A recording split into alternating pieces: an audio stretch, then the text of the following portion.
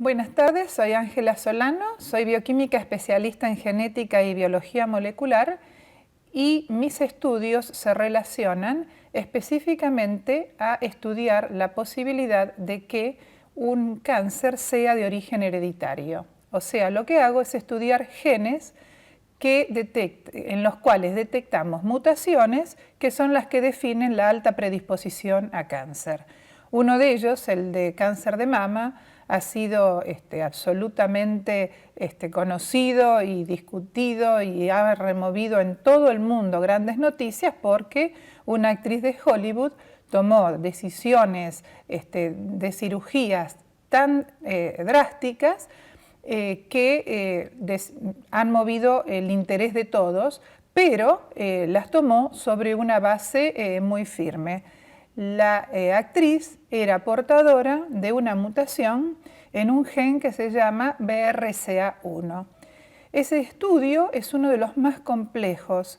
El gen BRCA1 y BRCA2 son los que transmiten alta predisposición a cáncer de mama y de ovario, y las chances de tenerlos, uno de ellos o a veces más de uno, son altísimas cuando hay presencia de mutaciones que dañan severamente la acción del gen.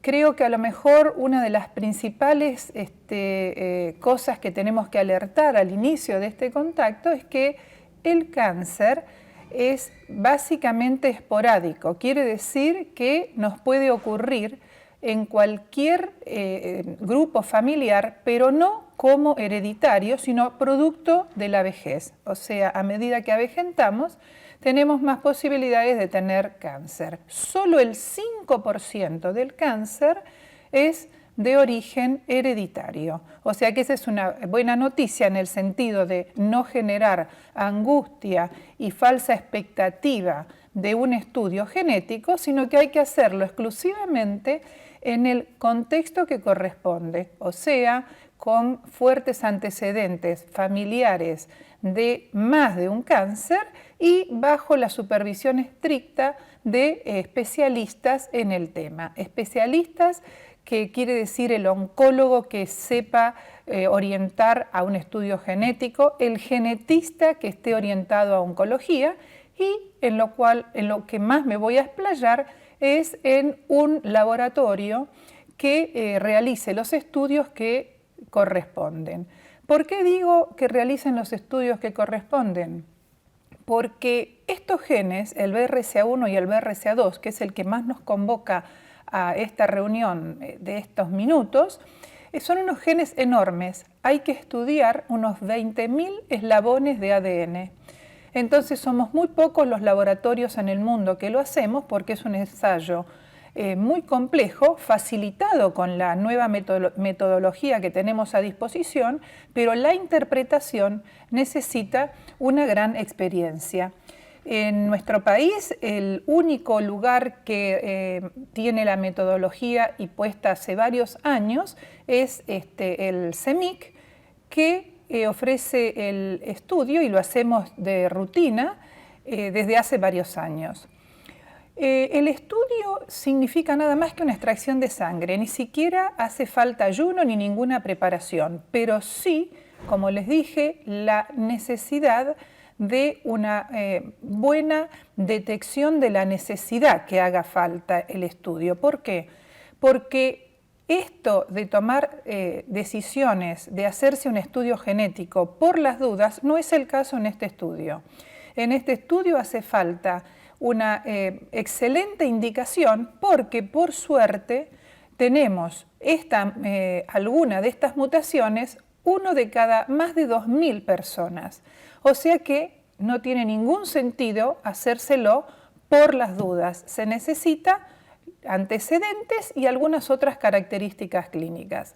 Algunos grupos étnicos, como los grupos judíos, en cambio, tienen una frecuencia mucho más alta, aunque ese estudio es mucho más sencillo, porque al tener una homogeneidad genética bastante alta, se analizan nada más que por 3 mutaciones. En cambio, los no judíos analizamos miles de mutaciones a lo largo de los 2 genes.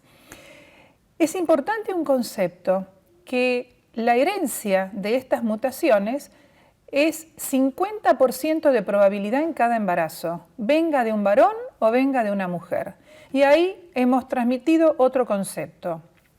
Puede transmitirlo tanto un hombre como una mujer, la herencia a cáncer de mama o de ovario. Solamente que el hombre es portador silencioso, tiene muy bajas chances de sufrir algunos tumores y en cambio para la mujer es muy trascendente porque tiene altas probabilidades de los tumores que ya mencionamos.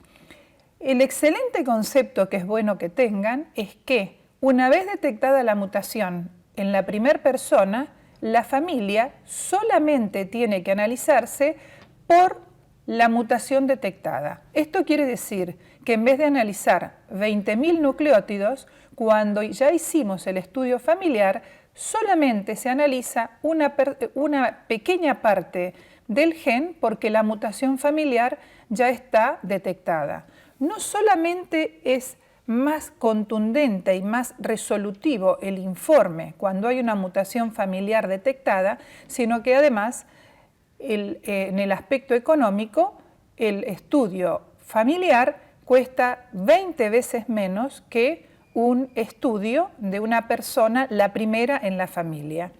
La familia no necesita ya detectada la mutación familiar el cuidado que hay que tener de la primera persona que se analiza en el sentido de decidirlo. O sea, todos los familiares con probabilidad de haber heredado la mutación, o sea, hijos, padres, hermanos, tíos, primos, todos los que el árbol genealógico indique que pudo haber habido una segregación del gen, se pueden realizar el estudio y está totalmente indicado. ¿Para qué? Bueno, esa es la gran pregunta. En este momento, para especialmente el cáncer de mama y ovario, Angelina nos ha hecho a todos una facilidad de comunicación que resultó chocante, porque creo que seguramente muchos de nosotros, aunque estemos en el tema, nos resultó impactante compartir la decisión, porque la decisión no es una decisión novedosa, pero sí compartir el concepto y la magnitud de la cirugía. Me dijo una vez una médica oncóloga, es una decisión difícil, pero una cosa es, a través de una cirugía, evitar que tengamos un cáncer y otra cosa es detectarlo precozmente porque ya se tuvo cáncer.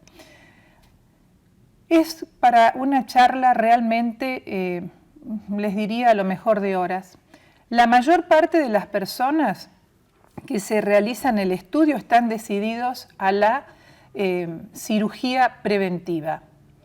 Pero es una decisión que hay que discutir con el clínico, con el genetista, con el psico-oncólogo y buscar todos los especialistas que hagan falta para que el estudio genético sea de utilidad para la persona y para el núcleo familiar. ¿Por qué?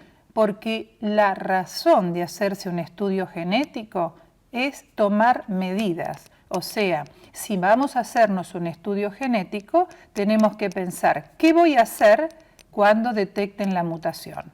Cuando es el caso de una mutación familiar, por supuesto, qué alegría cuando no se detecta la mutación, y eso ocurre en el 50% de los casos.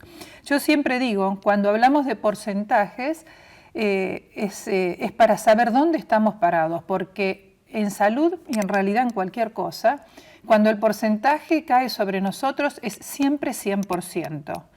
Pero es muy importante tener claro qué actitud vamos a tomar si resultamos portadores de la mutación, porque eso es lo que le da sentido a todo el trabajo profesional.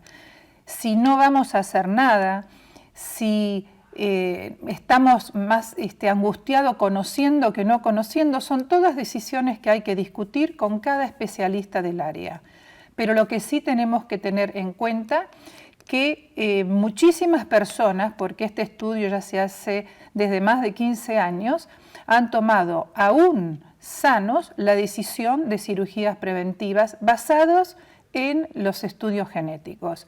Y bueno, algún día a lo mejor hablamos de algunos otros donde la solución es 100% preventiva, pero ante una mutación que está presente en nosotros desde el día que nacemos, conviene ir incorporando el concepto para elaborar la salida que más nos deje tranquilos, y no solo respecto a nosotros mismos, sino respecto a nuestra descendencia. Si existe, para saber qué hacer, y si no tenemos hijos todavía, para planificar si estamos decididos a tener hijos en una circunstancia donde hay 50% de probabilidad de que puedan tener esta mutación.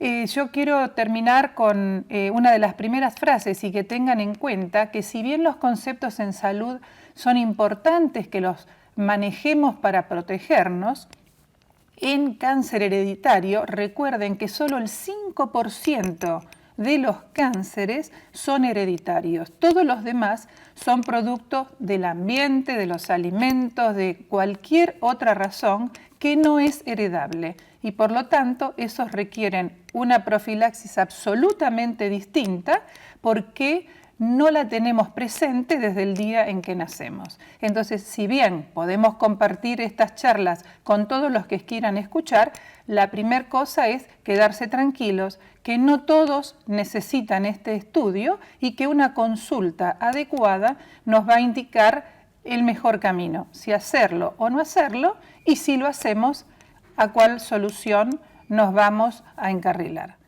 Y es así que entonces les recuerdo que la presencia de alguna de estas mutaciones en el gen BRCA1 o en el gen BRCA2 está presente en la población 1 en 800, o sea que no es de muy alta frecuencia. Les insisto en este número porque me parece que dije otro número. Este es el correcto, 1 en 800.